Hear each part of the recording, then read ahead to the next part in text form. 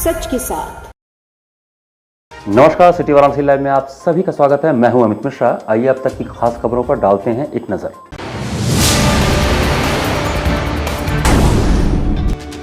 Mahsa Amini की हत्या पर काशी के सामाजिक संगठनों में उबाल, कहा हिजाब या जिंदगी जरूरी क्या। रामनगर पुलिस ने पकड़ी पंजाब से बिहार ले जाई जा रही 14 लाख रुपए की अंग्रेजी शराब, एक तस्कर गिरफ्तार।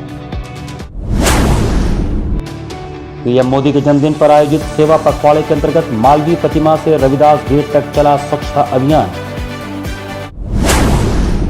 और थैंक गॉड नामक फिल्म के जारी ट्रेलर को देख कायस्थ महासभा ने जलाया अजय देवगन का पुतला।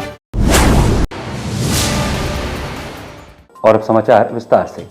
ईरान के कुर्दिस्तान प्रांत में ईरानी मुस्लिम महिलाओं के अधिकारों एवं हिजाब की गुलामी से मुक्ति की लड़ाई लड़ने वाली 22 वर्षीय आंदोलनकारी सामाजिक कार्यकर्ता महसा अमीनी की पुलिस ने पीटकर हत्या कर दी। इसी हत्या से सामाजिक संगठनों में ईरान सरकार और कट्टरपंथियों के खिलाफ गहरी नाराजगी है। विशाल भारत संस्थान एवं मुस्लिम महिला फाउंडेशन के संयुक्त तत्वावधान में सामाजिक कार्यकर्ताओं ने लमही स्थित सुभाष मंदिर के सामने धरना प्रदर्शन किया। सामाजिक कार्यकर्ताओं ने हाथों में तख्ती लेकर प्रदर्शन किया। सामाजिक कार्यकर्ताओं ने सवाल पूछा कि जरूरी क्या, जिंदगी या हिजाब। महसा अमीनी की हत्या क्यों, हिजाब की गुलामी से आज़ादी कब। विश्व समुदाय ईरान सरकार पर प्रतिबंध लगाए। महसा अमीनी जिंदाबाद, मुक्ति आंदोलन जिंदाबाद। धर्म के नाम पर ईरान सरकार द्वारा कराई गई सामाजिक कार्यकर्ता सहसा अमीनी की हत्या दुनिया के सभ्य समाज के लिए कलंक है। इस सरकारी हत्या को दुनिया की लोग निंदा करें। यह कैसे संभव है कि औरत को गुलाम बनाने के लिए पुलिस की नियुक्ति की जाए और सिर्फ हिजाब न पहनने पर पुलिस द्वारा हत्या कर दी जाए। इन सभी सवालों के साथ सामाजिक कार्यकर्ताओं ने कहा कि महसा अमीनी की मुक्ति आंदोलन को जारी रखा जाएगा। मुस्लिम महिला फाउंडेशन के नेशनल सदर नाजनीन अंसारी ने कहा कि दुनिया के मानवाधिकार चैंपियंस कहाँ हैं। एक 22 साल की लड़की की सिर्फ इसलिए हत्या कर दी जाए कि वह इस बात के लिए लड़ रही थी कि हमें हिजाब से मुक्ति चाहिए। विश्व समुदाय यह तय कर ले कि हिजाब जरूरी है या जिंदगी। सभ्य समाज और मानवता के लिए महसा अमीनी की हत्या कलंक है। महिलाएं अपनी आज़ादी की लड़ाई लड़ रही हैं। हम महसा अमीनी की शहादत को व्यर्थ नहीं जाने देंगे।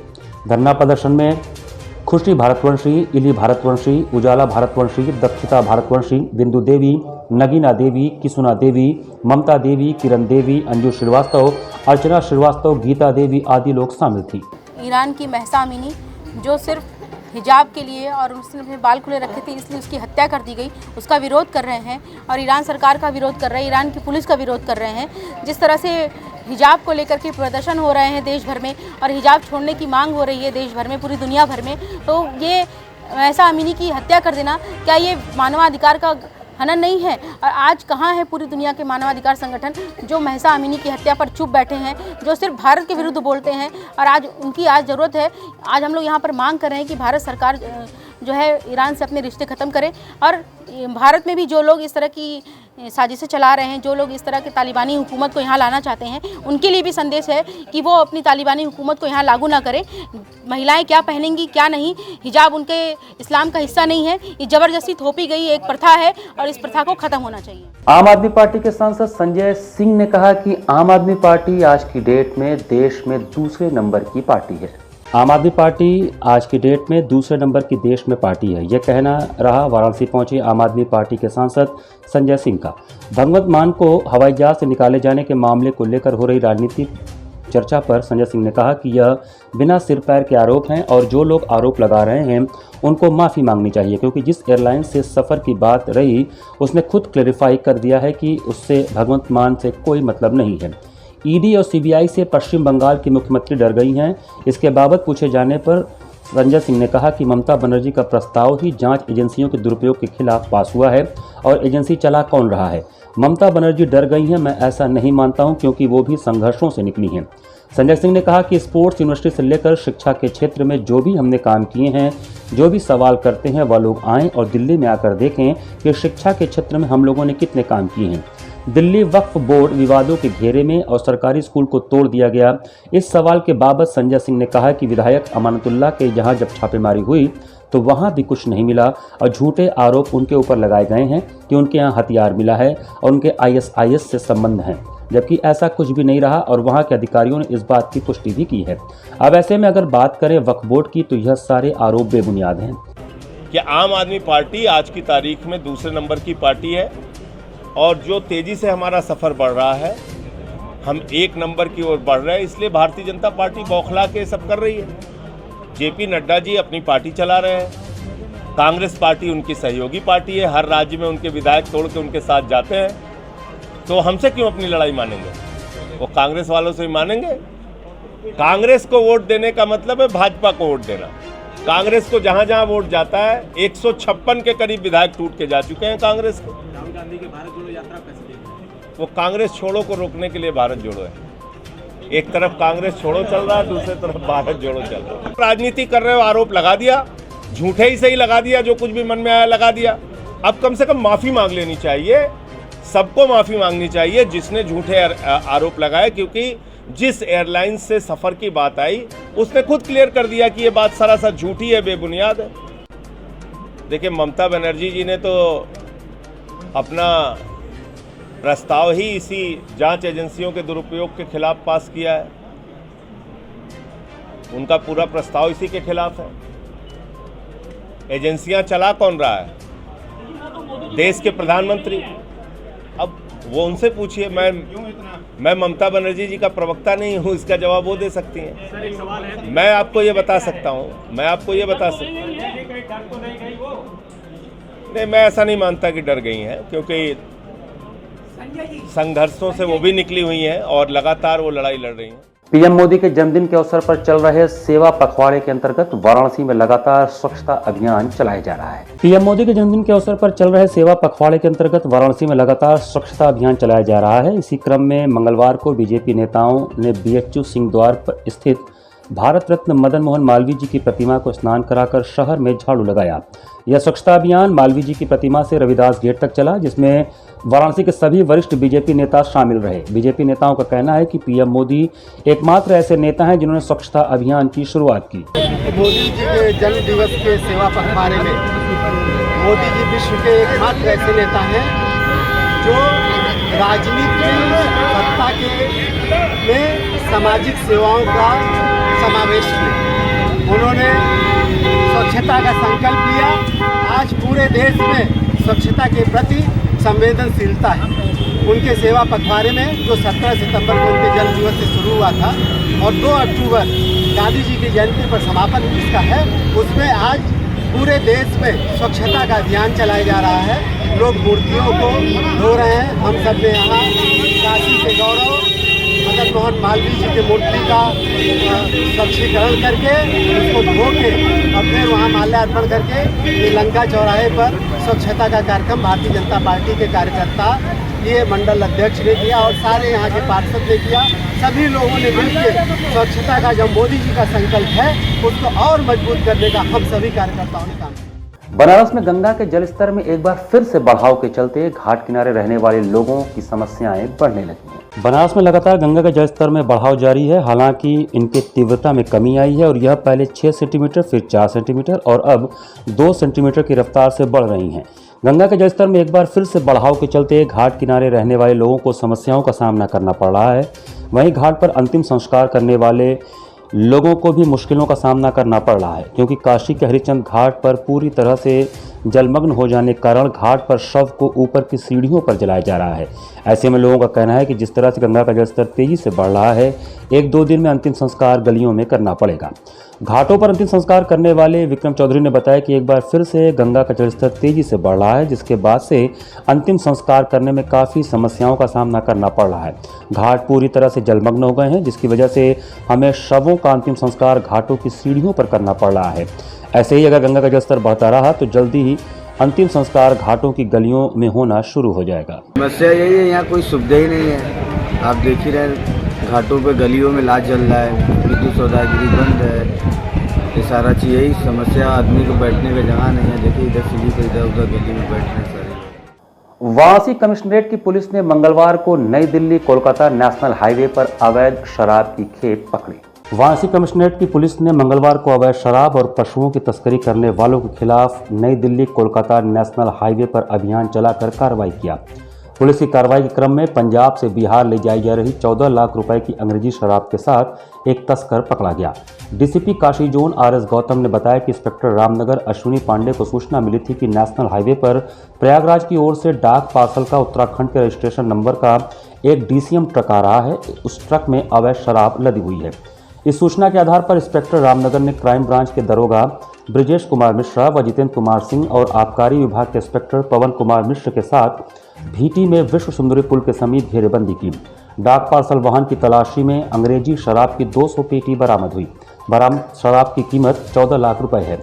वाहन से राजस्थान के बाड़मेर जिले के चोहटन क्षेत्र के जाटों की बस्ती निवासी जुंजा राम गिरफ्तार किया गया है। जुंजा राम ने बताया कि वह शराब की खेप मोहाली से लेकर बक्सर जा रहा था।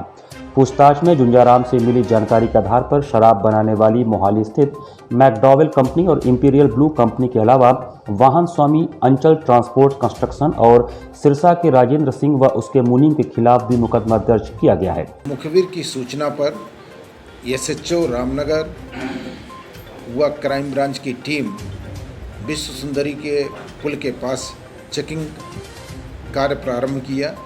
उसी दौरान एक डाक पार्सल लिखा हुआ डीसीएम दिखाई दिया, जिसको रुकवाया गया। रुकवाने पर उसमें दवा की बिल्टी के पेपर पाए गए और अंदर जो है उस पर शराब की पेटियां पाई गई।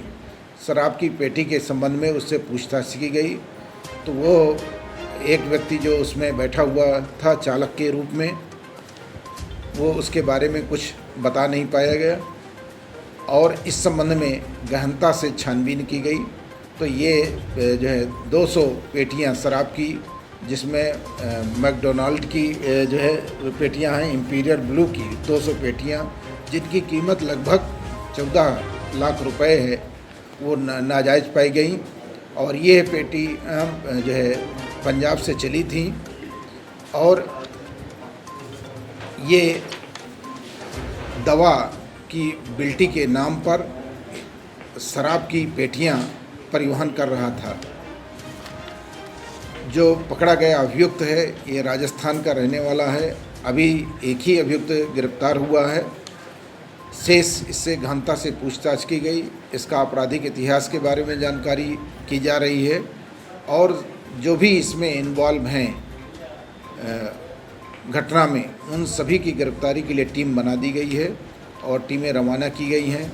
इसके वाहन की जब्तीकरण की कार्रवाई, जो 200 पेटी अंग्रेजी शराब पाई गई है उसके संबंध में भी विधिक कार्रवाई और अपराधियों का आपराधिक इतिहास संकलित करके उनके विरुद्ध गैंगस्टर की और उनके जो अपराधों से अर्जित संपत्ति की गई है वो संपत्ति को सीज करने की भी कार्रवाई अमल में लाई जाएगी। यहाँ पर वक्त चला छोटे से ब्रेक का। बने रहिए सिटी वाराणसी लाइव के साथ। वाराणसी लाइव, सच के साथ। शिक्षित महिला, समृद्ध समाज, आधुनिक शिक्षा, भारतीय सभ्यता, यही है पहचान धीरेन्द्र महिला पीजी कॉलेज की। NAAC एक्रीडिटेड, महात्मा गांधी काशी विद्यापीठ से संबद्ध।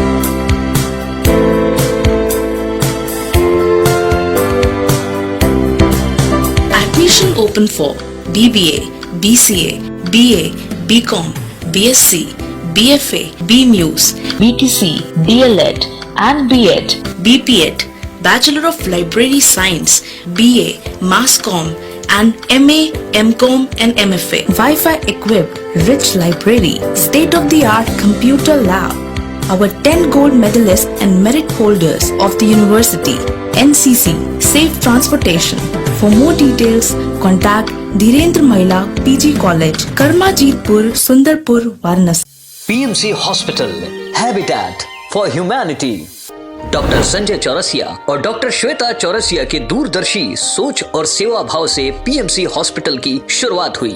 2008 से पीएमसी हॉस्पिटल ने लोगों को उत्कृष्ट चिकित्सा सुविधा प्रदान की है। पीएमसी हॉस्पिटल बनारस में उपलब्ध सर्वोत्तम हॉस्पिटल में से एक है। प्रसूति एवं स्त्री रोग विभाग, पीडियाट्रिक्स एवं नियोनेट्रोलॉजी, जनरल एवं लेप्रोस्कोपिक सर्जरी, अस्थि एवं जोड़ रोग, यूरोलॉजी एवं गैस्ट्रोलॉजी, मनोरोग विभाग, फिजियोथेरेपी जैसी कई सुविधा उपलब्ध है। पीएमसी हॉस्पिटल आपको डॉक्टर द्वारा नियमित ओपीडी की सुविधा देता है। इसके साथ ही आधुनिक गहन चिकित्सा इकाई ICU, ICCU की सुविधा एक ही छत के नीचे आपको मिलती है। मैं doctor Sanjay Chaurasia, director PMC hospital Ravindrapuri, Varanasi. PMC hospital NABH accredited एवं ISO तथा QCI द्वारा मान्यता प्राप्त 50 bed super multi speciality hospital है। पिछले 10 वर्षों से निर्धन परिवारों के लिए एक विशेष OPD की सुविधाएं प्रदान की गई हैं, जिसके माध्यम से स्त्री रोग विभाग एवं बाल रोग विभाग में 1 लाख से अधिक लाभार्थियों को OPD की निःशुल्क सेवाएं प्रदान की गई हैं। हमारा उद्देश्य है कि कम खर्च में उत्कृष्ट स्वास्थ्य सेवाएं आम जनमानस को सर्वसुलभ कराएं। PMC hospital, habitat for humanity, Ravindrapuri extension behind Durga कुंड, वाराणसी।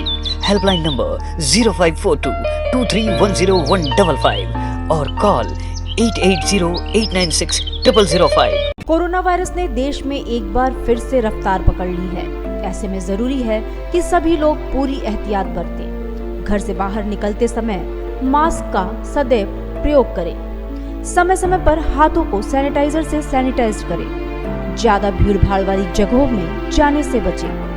2 गज की दूरी का पालन करें। स्वस्थ रहें, सुरक्षित रहें। जनहित में जारी वाराणसी लाइव। वाराणसी लाइव, सच के साथ। ब्रेक के बाद आपका स्वागत है।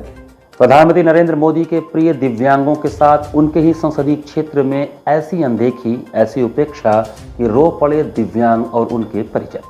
मामला आराजी लाइन विकास खंड मुख्यालय का है। यहां मंगलवार को दिव्यांगों को उपकरण वितरित करने के लिए बुलाया गया था। वो समय से पहुंचे, कई घंटे देर तक इंतजार किया, फिर भी महकमे का कोई अधिकारी या कर्मचारी नहीं मिला। तो कई तो रो पड़े तो कुछ ने हंगामा किया। दिव्यांगों का कहना था कि जब उन्हें खुद गैर हाजिर रहना था तो बुलाया ही क्यों। विकास खंड में सहायक उपकरण वितरण संबंधित विभाग के नहीं आने के कारण दिव्यांगजनों को मायूस होकर अपने घर लौटना पड़ा। बताते चले कि दिव्यांगों को एल्मिको व जिले से मिली सूचना के आधार पर मंगलवार को ब्लॉक मुख्यालय पर उपकरण वितरण के लिए बुलाया गया था। उपकरण पाने की ललक में कई किलोमीटर दूर शिवपुर, गंगापुर, रमसीपुर, बेनीपुर, खजुरी, मेहदीगंज, दरेखू, नरसड़ा, भवानीपुर, कचनार, बिरभानपुर आदि गांवों से दर्जनों से अधिक की संख्या में दिव्यांग अपना भाड़ा और किराया खर्च करते हुए ब्लॉक मुख्यालय पहुंच गए।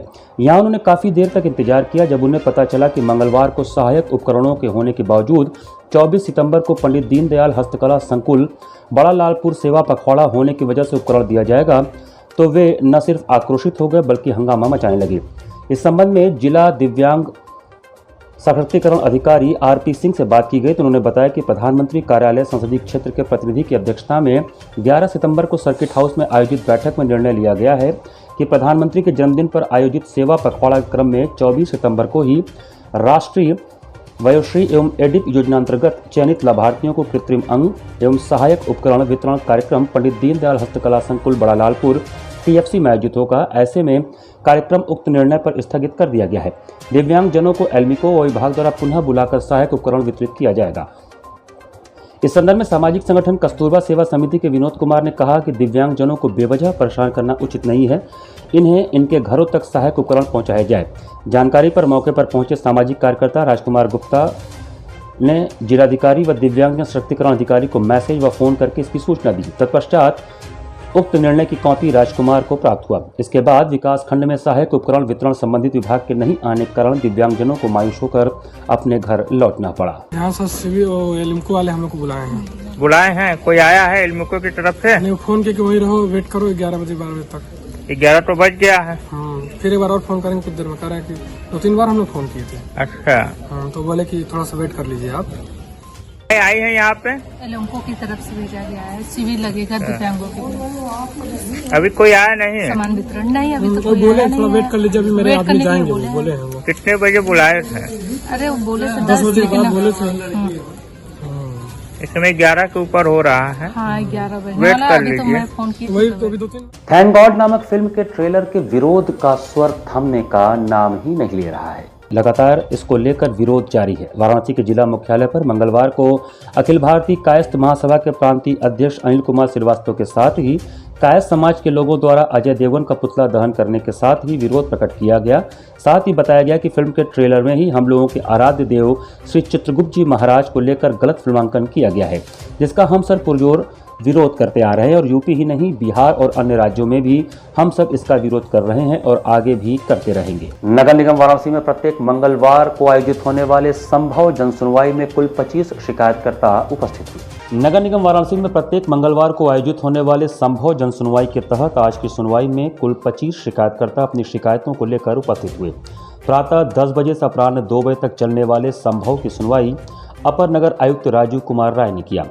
आज की सुनवाई में पेयजल एवं सीवर सफाई से संबंधित 4 शिकायतें प्राप्त हुई, सड़क गली निर्माण से संबंधित 8 शिकायतें प्राप्त हुई, अतिक्रमण विभाग से संबंधित 2, अवैध पशु से संबंधित 2, नामांतरण दाखिल खारिज से संबंधित 2, सफाई से संबंधित 3, राजस्व भूमि से संबंधित 1, अधिष्ठान विभाग से संबंधित 5 शिकायत प्राप्त हुई तथा अन्य 1 शिकायत प्राप्त हुई। अपर नगर आयुक्त राजीव कुमार राय के द्वारा जनसुनवाई में उपस्थित संबंधित अधिकारियों को तत्काल गुणवत्तापूर्ण निस्तारण हेतु निर्देशित किया गया। जनसुनवाई में अपर नगर आयुक्त राजीव कुमार राय के साथ मुख्य अभियंता मोइनुद्दीन, नगर स्वास्थ्य अधिकारी डॉक्टर NP सिंह, सचिव जलकल सिद्धार्थ कुमार, अधिशासी अभियंता अजय कुमार राम, लेखाधिकारी मनोज त्रिपाठी एवं सभी जोनल अधिकारी उपस्थित थे। कुछ जोन से संबंधित थे, कुछ सफाई से संबंधित थे, कुछ जलकल की समस्या से थे, कुछ निर्माण से संबंधित थे, ऐसे सब एप्लीकेशंस थे। विशेष इसमें क्या आ सकती है? कुछ विशेष कोई इसमें आया है? विशेष कोई ऐसी समस्या नहीं है। एक चीज़ ये है कि चूँकि बाढ़ का समय था वो चला गया, उसके बाद कुछ जगहों पे जो साफ़ सफाई को लेकर के था वो दो विषय थे, वो रिजॉल्व हो गए। आज शाम तक वो भी रिजॉल्व हो जाएंगे। कुछ लोग ऐसा हैं जो कह रहे हैं कि हमारे एरिया में जो सड़कें हैं या फिर जो वो है उनको मरम्मत कराया जाए, यही विषय था और कोई खास विषय नहीं। 27 सितंबर से 25 दिसंबर तक कश्मीर से कन्याकुमारी करीब 5000 किलोमीटर की रोलर स्केटिंग से चलकर अतुल्य भारत रोलर स्केटिंग यात्रा होगी। अतुल्य भारत रोलर स्केटिंग यात्रा 27 सितंबर से 25 दिसंबर 2022 तक कश्मीर से कन्याकुमारी की करीब 5000 किलोमीटर रोलर स्केटिंग से चलकर तय की जाएगी। इस संदर्भ में मंगलवार को एक प्रेस वार्ता कर आयोजकों ने बताया कि यह यात्रा अतुल्य भारत के 13 राज्य, 100 शहर और 10,000 गांवों से गुजरेगी। रात्रि विश्राम में 90 शहर या कस्बों में यह यात्रा ठहरेगी।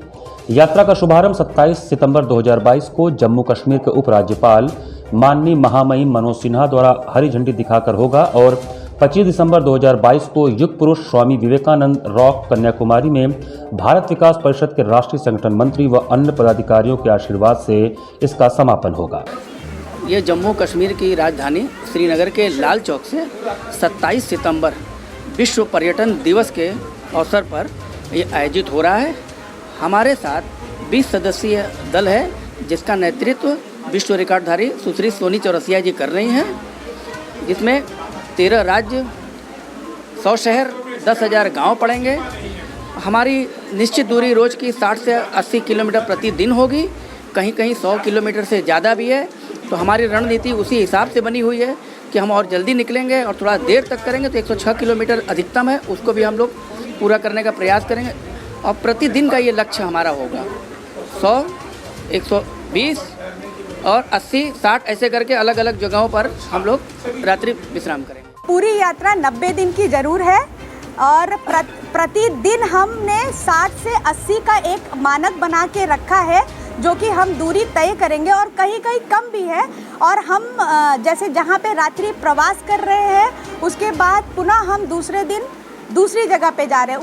उस कार्यक्रम यात्रा के दौरान हमारे नज़दीकी हाईवे के हम NH 48, 44 ज़्यादा कवर कर रहे हैं।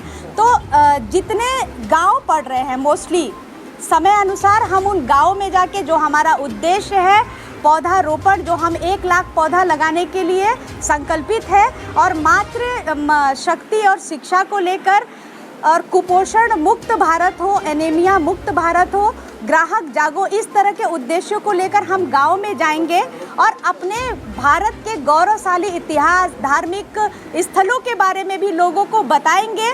वो नुक्कड़ नाटक के थ्रू भी होगा और वो संवाद के थ्रू भी होगा, ताकि लोग जाने, पहले अपने देश को जाने।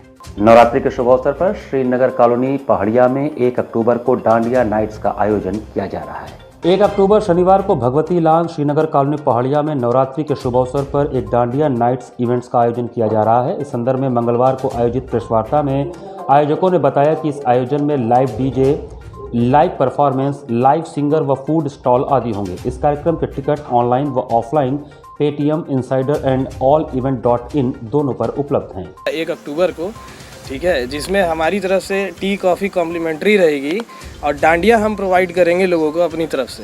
ठीक है, जो लोग आएंगे हमारे साथ यहाँ पे पार्टिसिपेट करेंगे, डांस करेंगे, उनके लिए हमारी तरफ से डांडिया प्रोवाइड रहेगा। Tea coffee free of cost रहेगी, उसके कोई चार्जेस नहीं लगेंगे। बस चार्जेस आपकी जो फूड स्टॉल लगी है, आप उसमें जो भी परचेस करके खाना चाहते हो, ठीक है, चार्जेस आपकी उस चीज़ के लगेंगे वहाँ पे। और यहाँ पे हमारा लाइव डीजे परफॉर्मेंस होगा, लाइव सिंगिंग परफॉर्मेंस होगा, डांस कंपटीशन होगा। जो लोग पार्टिसिपेट करना चाहते हैं इसमें, वो हमारे साथ आए, जुड़े, पार्टिसिपेट करें इस चीज़ पे। अगर जिनका डांस परफॉर्मेंस हमें अच्छा लगता है, जो विनिंग करते हैं, उसमें उनको हमारी तरफ से प्राइज़ दी जाएगी। ठीक है, उसमें और कोई उनको ये नहीं रहेगा कि नहीं, जो हम कमिटमेंट कर रहे हैं इस चीज़ पे, उस कमिटमेंट से हम पीछे नहीं हटेंगे। एंट्री फीस क्या होगा? एंट्री फीस हमारी है, कपल्स के लिए हम 500 रुपीज़ रखे हैं और स्टैग ओनली फॉर गर्ल्स रखे हैं सिंगल में, क्योंकि बॉयज़ सिंगल अलाउ नहीं है। सिंगल बॉयज़ अलाउ तभी हैं जब वो किसी फैमिली के साथ आ रहे हैं, या तो आप कपल के साथ आ रहे हो, ग्रुप में आ रहे हो, तो आप अलाउ हो वहाँ पे। पर्टिकुलरली सिंगल बॉयज़ हमारे यहाँ अलाउ नहीं है, उनके लिए हमने चार्जेस रखा है स्टैग गर्ल्स के लिए 300 रुपीज़। इसी के साथ सिटी वाराणसी लाइव का ये संस्करण हम ही समाप्त करते हैं। मुझे दीजिए आज्ञा, नमस्कार।